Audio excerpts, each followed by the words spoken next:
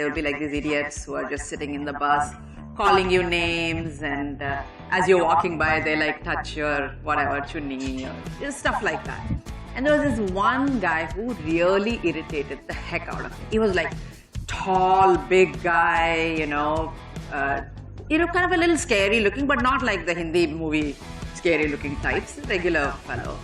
And he would always be calling somebody names. And I was, of course, the loudmouth in the bus, so I would always be target of him saying something. So one day, there was this girl who was very sweet, kind of a little timid, and he touched her. And he really came on to her, and really that scared her, and it really, really upset me. So I said, I am going to be the hero saving this girl, right? So we get off the bus, we are walking to the college, right behind Reddy College in Narayanaguda. And I just picked a fight with him on the road. And I said, how dare you touch somebody like that? I can't even remember the gist of the conversation. All I remember is 5'2" me and 6'1" this fellow, and I'm standing there and yelling at him, feeling so good about myself, like I am saving this woman types. And then I look back, all the women are gone. Nobody's standing next to me, and I'm the only one standing there fighting with this fellow.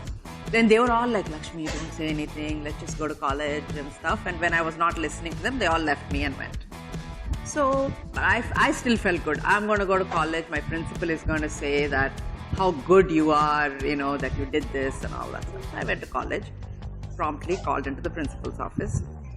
And then the principal said, I heard you picked a fight with this guy, that is such a shameful thing for our college. In front of our college, you pick a fight with a guy.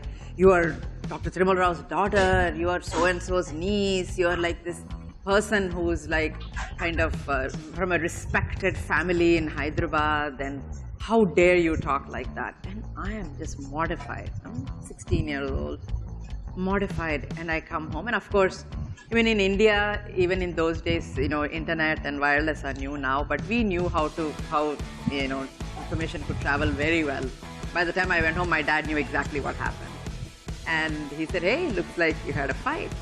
And I told him that, I said, I can't believe this. I did all this. I thought everybody would appreciate me, but I am the bad girl now. Everybody is saying that how terrible I was to stand like that and yell and scream like the low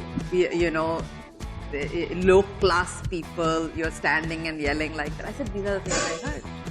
And my dad sat me down, and I think what he told me at 16 still stays true with me today. And he said that, see, if you want to fight for something, if you want to stand up for something, you have to give up being a good girl. And this is something you're told from the time you're a kid. These are two words I tell everybody, take it away from your lexicon. Good girl and good boy. What this means is, don't talk back, don't say anything, just do what you're told, be a good boy or a good girl. He said, if you want to be that, then do what everybody wants you to do. But if you want to do something different, you have to be okay not being the good girl. And everybody won't support you. Everybody won't say that, oh, you're great. But the handful of people who support you will stay with you for the rest of your life. So you have to choose your battles. Do you want to be loved and appreciated by everyone? Or do you say, these are the things I stand for? But don't fight for everything. Choose your battles. Because you fight for everything, then people won't stop listening to you. So you have to choose your battles. And that lesson was so important for me. We crave, at least I growing up, craved, I want to be the teacher's pet. I was always top of class. I always won every elocution competition. I won every essay writing competition. I won so many medals for my school. Everywhere I went, I had to win. And I was super competitive. And it was important for me to be the teacher's pet. I wanted everybody to say, wow, you're such a nice girl. But it didn't happen to me that often. Despite all my efforts, I couldn't help fight for the things I wanted, or talk a little bit too loud, or, be mischievous, or whatever. And I look back now and I feel, who remembers about all the bad stuff I did? They only remember what I accomplished in my life. And I couldn't have accomplished what I accomplished if I listened to everybody else. So the point is, if The day I said, I don't care about being a good girl, I care about being good, that's when life changed for me. And I realized that all the things that I feel are different about me, I wish I was taller, I was slimmer, I was fairer, I was whatever, changes if you use your difference to your advantage. So the first time I found out is, I went to Portland, Oregon to study, 92% white population, into a tech company where it's 90% men, into a division where I was probably one of, 2 out of 200 men, So you are a minority in every possible way. And you know what I discovered? I go to Oregon, everybody is white, right? And they all want to look like me. They're spending time and money on tanning booths and all that stuff just to look like this. And they would always tell me, you have such a beautiful complexion. And I would say, generations of work. It didn't come overnight. So the point is, you need to be at the right place. In living in Andhra, in a traditional family, I have uncles who told me, like, if only you were a little fairer, it would have been easier to get a boy for you. But thank God you're not too tall. That means the number of men who can marry you is like, probability goes up, So from that, and of course my dad was always like, don't listen to anybody. I thought living in my house, I was the most beautiful, the smartest person ever there is, and I just didn't understand why the whole world didn't fall at my feet.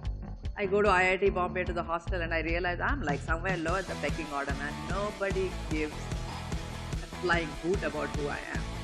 And it was such a nerve-wracking experience for me to adjust to the world where I have to prove myself as opposed to being at the center of attention. And then I land in Portland and I realized that, wow, they all want to look like me. The second thing I realized, I go to Intel and I'm in this place that really is nerve-wracking.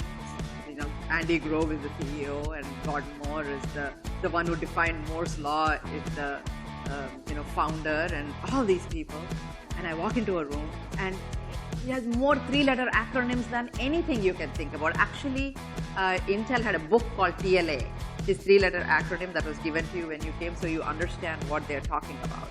So you walk into a meeting, and I remember my first day they're saying, but the PFA for the Slurp was not really that good, so we need to do TBD for da-da-da, blah-blah, CBB, AR. I don't understand. Is this English? What are they talking about? And I realized I walk into a room and everybody's talking about this complicated things, and finally I just said, you know what? I put my hand up and said, I had no idea what you just said. Can you explain? The minute I said it, you know what I heard in the room? A sigh of relief. Because 90% of the people also didn't understand what was going on. They just didn't have the guts to put their hand up. That was it. When I realized these two things, that number one, choose your fights. Everybody may not love you, but the people who love you will always be there with you. And number two, just ask. When you ask, it's amazing the doors that will open. Because, and the third thing is very important, and how I learned it. How many of you have actually dated? Like dated a few men? Okay, it's a small, minor percentage. Right? So I'll tell you a Far Side comic. There's an amazing Far Side comic. I don't know how many of you read it. It's like my favorite comic. There's a guy talking to the dog, and the guy is saying that, whatever the dog's name was, let's call it whatever, Leo.